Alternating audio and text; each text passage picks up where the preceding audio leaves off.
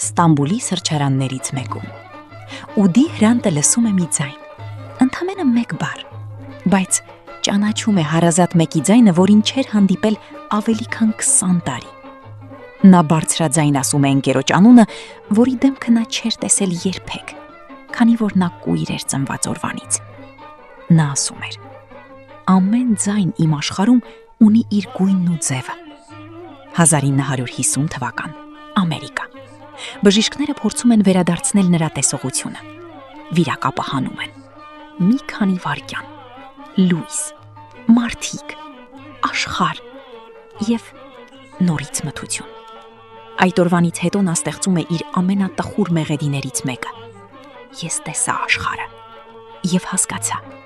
իմ ներսի աշխարհն ավելի լուսավոր է։ Ուդի Հրանտը կամ Հրանտ Քենքուլյանը հայ վիրտուոզ ու դահար էր, ով մազապուրծ էր եղել հայոց ցեղասպանությունից։ Ծնվել է 1901 թվականին։ Ապրել է Ստամբուլում,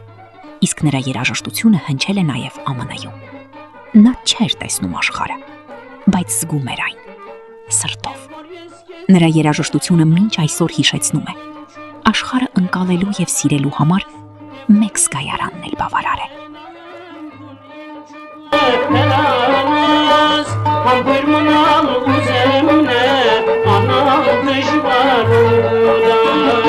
Hamburg